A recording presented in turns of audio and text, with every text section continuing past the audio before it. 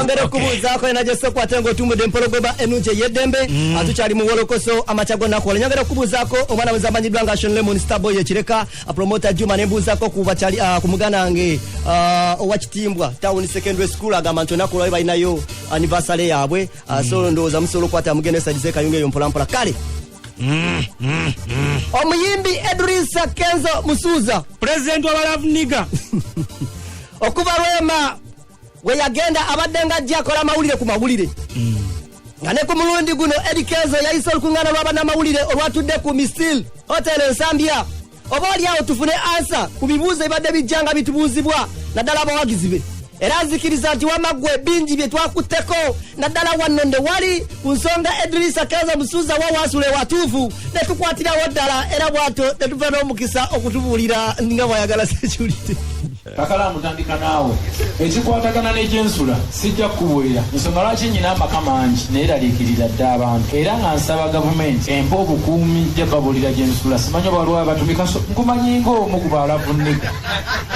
oyo akuva mu pulezidenti wo kakkana se abuuza bayaye ekyo sijja kukitta kakala ekyabbalamu ne bebekulu okuntwalewo omukulembeze simanyi nti wabalaka bwe baali naye bamuŋŋambako naye si be bantutte era soogerangako nabo ku nsonga eyo nabo bandabye bulabi ku Facebook nga ndi n'omukulembeze tebamanyi bwe natuuseeyo ekyo tebalimba eggwanga lino kinagiwa omukulembeze nkubulidde nasakidde bayimbi bannange era omukulembeze agenda bakwatirako ku videos enkyalinze kuba yakiŋŋambye ekyo simusazeeko busaze mukamwa nfuna bulungi sebo ebyo byenagjeyo aya Eddie Kenzo ayongera okututegezaako wanene ku nsisinkana ye n'omukulembeze bw'eggwanga oba oli awo ayigera natubulira kiki ekituufu ke yajjeeyo era atubulira n'ekitiibwa ekiri mu kusisinkana omukulembeze w'eggwanga abawagizi bange bebantutte wa Museveni ne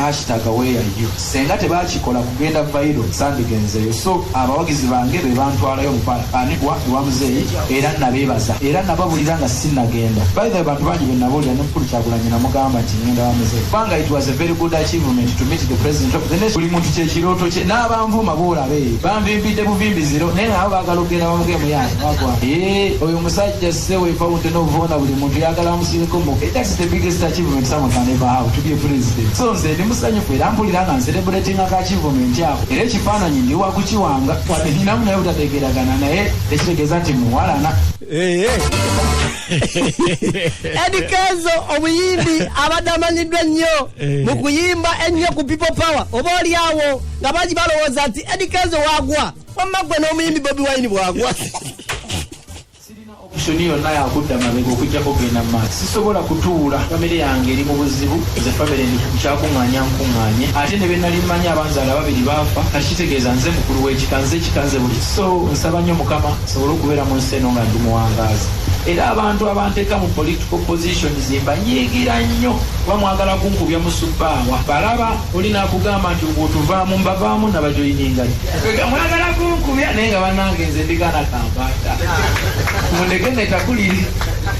abasajja besobola kulwanyisa mundeke bwemba nzize nzijenga complaina nti mbagambe ffe tetuli hatowana nawe naye nze sijja kugamba manyi newe bajjako omuntu ne bateekako omulala munveeko temunkubya misuma temunjokyesa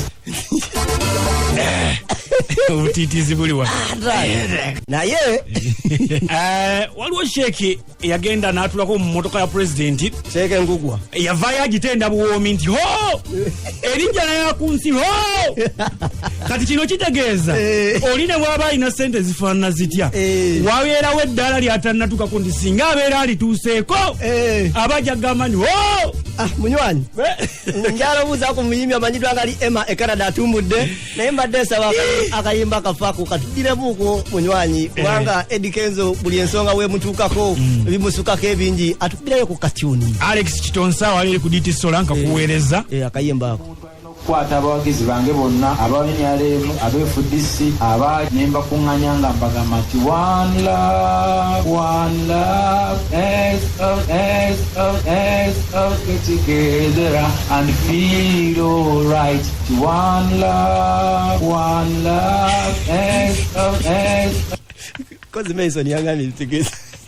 one love let's get together and feel alright omukulu nayimbawo one love akume bannaka